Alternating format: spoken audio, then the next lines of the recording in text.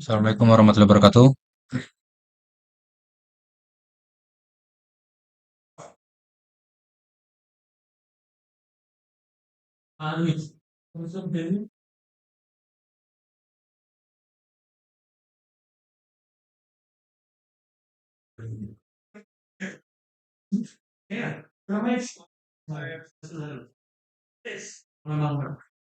Assalamualaikum warahmatullahi wabarakatuh. Perkenalkan nama saya Sandi dengan NIM 22001107. Kalian saya akan menjelaskan tugas yang diberikan oleh dosen. Langsung saja pada konsep dasar keamanan jaringan komputer. Tidak ada jaringan yang anti sadap atau tidak ada jaringan komputer yang benar-benar aman. Pada pertama ada keamanan jaringan komputer. Keamanan jaringan komputer adalah proses untuk mencegah dan mengidentifikasi pengusahaan yang tidak sah.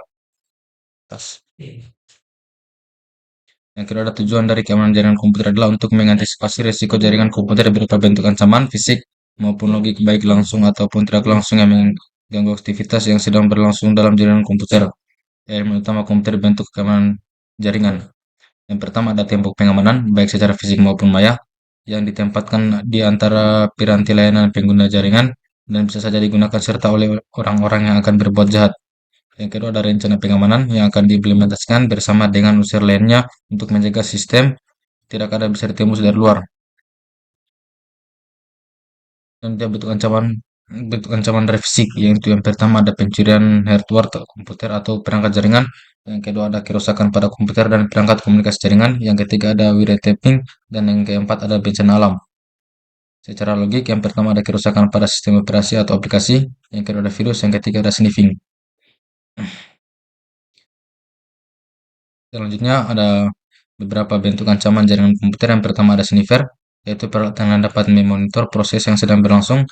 Yang kedua ada spoofing, yaitu penggunaan komputer untuk meniru dengan cara menimpa identitas atau alamat IP. Yang ketiga ada remote attack, yaitu segala bentuk serangan terhadap suatu mesin, di mana penyerangan tidak ada memiliki kendali terhadap mesin tersebut karena dilakukan dari jarak jauh di luar sistem jaringan atau media transmisi.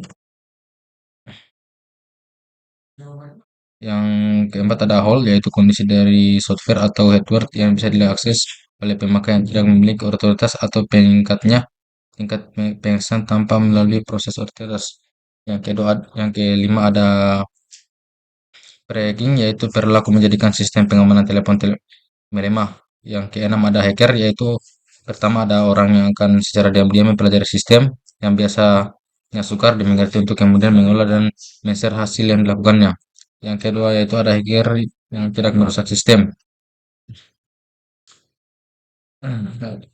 Selanjutnya ada cracker, yaitu orang yang secara diam-diam mempelajari sistem dan musuh jahat. Dan itu adalah sifat dasar manusia yang ingin selalu membangun atau salah satunya merusak. Kira-kira ciri-cirinya yaitu yang pertama bisa membuat program C++ atau Perl yang memiliki pengetahuan TCP atau IP.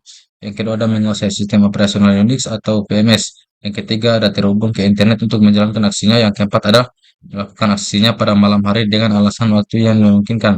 Jalur komunikasi tidak padat dan tidak mudah diketahui orang lain. Selanjutnya ada kira-kira faktor yang untuk melakukannya, yaitu pertama ada spread, yaitu kekecewaan atau balas dendam, sport, petualang, profit, mencari keuntungan dari imbalan orang lain, dan curiosity, yaitu mencari perhatian, dan politik, alasan politis. Ada kelemahan manusia, ada humor error, kelemahan perangkat keras komputer, kelemahan sistem operasi jaringan, kelemahan sistem jaringan komunikasi. Selanjutnya ada fast dropping, yaitu mendapatkan duplikasi pesan tanpa izin. Selanjutnya ada masquerading, yaitu mengirim atau menerima pesan menggunakan identitas lain tanpa izin. Yang ketiga ada message tampering, yaitu mencegat atau menangkap pesan dan mengubah isinya sebelum dituangkan ke penerima sebelumnya. Yang selanjutnya ada replying, yaitu menyimpan pesan yang ditangkap untuk pemakainya berikutnya. Yang ke Selanjutnya ada denial of service, yaitu membanjiri saluran atau sumber lain dengan pesan bertujuan untuk menggagalkan pengaksesan perangkat lain. Selanjutnya ada interruption, yaitu suatu sistem diserang sehingga menjadi tidak tersedia atau tidak dapat dipakai oleh yang berwenang. Contohnya perusakan atau modifikasi terhadap piranti keras atau saluran jaringan. Yang kedua ada interception, user yang tidak berhak atau authorized mendapatkan akses file. Contohnya menyadap terhadap data dalam suatu jaringan. Selanjutnya ada modifikasi, yaitu user yang tidak berhak tidak hanya mendapatkan akses tetapi juga dapat mengubahnya. Contohnya yaitu perubahan nilai pada file data, modifikasi program sehingga berjalan dengan tidak semestinya, dan modifikasi pesan yang sedang transmisikan dalam jaringan. Yang keempat ada fabrication, yaitu user yang tidak berwenang menyisipkan objek palsu ke dalam sistem. Contohnya pengirim pesan palsu kepada orang lain. Selanjutnya ada membuat tingkatan akses. Yang pertama ada melakukan pembatasan-pembatasan sehingga memperkecil peluang penembusan oleh pemakai yang tidak otorisasi. Misalnya pembatasan login, pembatasan jumlah usaha login, tingkat akses yang diizinkan atau red white execute. Selanjutnya ada mekanisme kendali akses, yaitu melakukan user authentication atau autentikasi pemakai, yaitu masalah identifikasi pemakai ketika login. Selanjutnya ada metode autentikasi didasarkan pada tiga cara. Yang pertama ada sesuatu yang diketahui pemakainya, misalnya paspor, kombinasi kunci, nama kecil, ibu mertua, dan sebagai berikut. Selanjutnya ada sesuatu yang dimiliki pemakai, misalnya badge, kartu identitas, kunci, dan lain-lain. Dan yang ketiga ada sesuatu yang mengenai ciri pemakainya, misalnya sidik jari, sidik suara, foto, atau tangan. Yang ketiga ada waspada terhadap rekayasa sosial, yaitu satu mengaku sebagai eksekutif yang berhasil mengakses dengan menghubungi administrator via telepon atau fax. Yang kedua ada mengaku sebagai administrator yang perlu mendiagnosa masalah network dengan menghubungi end user via email atau fax atau surat. Yang ketiga ada mengaku sebagai petugas keamanan e-commerce dengan menghubungi customer yang telah bertransaksi untuk mengulang kembali transaksi prom yang disediakan olehnya. Dan yang keempat ada pencurian surat atau paspor, penyuapan dan kekerasan. Dan yang keempat ada membedakan sumber daya internal dan eksternal, memanfaatkan teknologi firewall yang memisahkan network internet dengan network eksternal dengan role tertentu. Yang kelima ada sistem autentikasi user. Yang pertama itu sistem autentikasi user adalah proses penentuan identitas dan seseorang yang sebenarnya.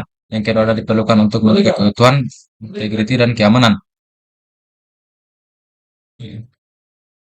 Selanjutnya ada upaya pengamanan proteksi paspor. Upaya yang untuk lebih mengamankan proteksi paspor antara lain, yang pertama itu salting, menambahkan string pendek ke string paspor yang diberikan pemakai sehingga mencapai panjang paspor tertentu. Yang kedua ada on-time password. User harus mengerti password secara teratur. User mendapat suatu buku berisi daftar paspor. Setiap kali melakukan login, user menggunakan password berikutnya yang dapat di daftar paspor. Yang ketiga ada tantangan tanggapan, challenge response. User diberikan kebebasan memilih suatu algoritma, misalnya X3. Ketika user login, komputer yang menuliskan di layarnya.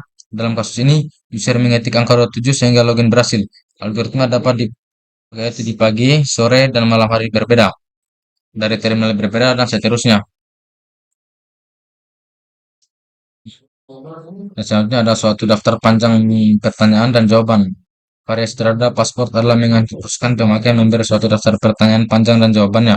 Pertanyaan berikut dapat dipakai misalnya yaitu siapa mertua abangnya Paragus. Yang kedua, apa yang diajarkan Bu Astri waktu SD. Yang ketiga, ada film animasi apa saja yang disukai oleh Anda dan pasangan hidup Anda. Pada saat login, komputer memilih salah satu dari pertanyaan-pertanyaan, acak, menanyakan ke user, dan memeriksa jawaban yang diberikan. Selanjutnya ada secret S, yaitu access control encryption, ada SA, double core, passport authentication protocol, challenge handshake authentical protocol, remote authentical deal in user service, terminal access controller, access control system.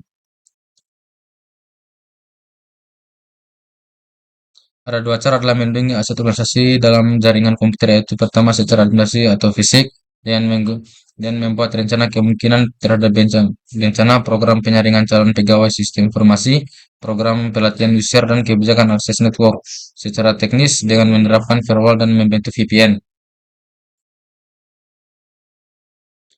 Pada firewall adalah